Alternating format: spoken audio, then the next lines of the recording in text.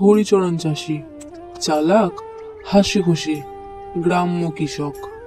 ভূত অলস একটু বোকাশোকা গাছের নিচে থাকে।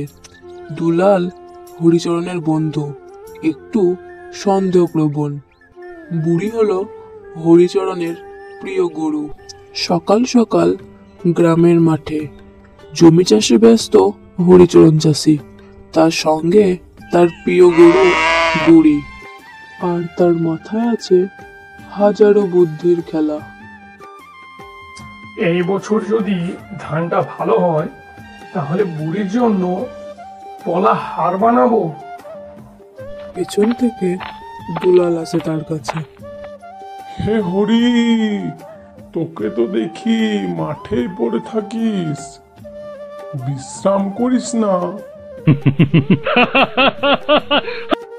শোনো দুলাল, চাষ করলেই তো খাই, বিশ্রাম তখনই করব যখন ভূত এসে আমার জমি চাষ করবে। ভূত টুত গাজার ঘরে দেখিস নাকি? হরিচরণ দুপুরে ক্লান্ত হয়ে এক পুরনো বট গাছের নিচে শুয়ে পড়ে। হঠাৎ হাওয়া ওঠে, পাতার ঝড় কাঁপুনি দিয়ে ওঠে গাছটা। কে রে, কে আমার গাছের নিচে শুয়ে আছে? আমি হরিচরণ চাষি, একটু বিশ্রাম নিচ্ছিলাম।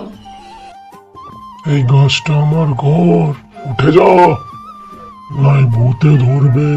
ভূত যদি এত কথা বলতে পারে তাহলে কাজও করতে পারে। তুমি কি সব সময় এমন অলস বসে থাকো? আমি হলাম অলস ভূত, কোনো কাজ করি না, কেবল ভয় দেখাই। তুমি তো অদৃশ্য হয়ে থাকতে পারো। তুমি আমার জমিতে সার দাও, পানি দাও, আমি বাকি কাজগুলো করব।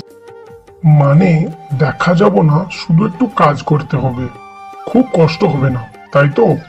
না না, কাজ করতে হবে না, খালি 1-2 ঘন্টা বসে থাকলেই জমিতে এমনি সার পড়ে যাবে।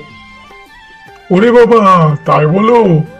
এটা তো আমার মতো ভূতের জন্য একদম পারফেক্ট। পরদিন মাঠে হরিচরণ যায়, কিন্তু কিছুই করে না।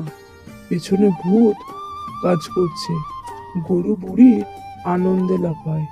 ধানের শীষ যেন ঝুঁকে পড়ে, জমি যেন জাদুতে ভরে উঠেছে। হে হরি, এই কদিনে তোর জমি থেকে ফলন বেরোচ্ছে, মাটি যেন সোনা দিচ্ছে। সোনা না দুলাল, এটা আমার ভূতের ফসল। আবার ভূত? শুধু আমি জানি সে কোথায় থাকে, কি করে।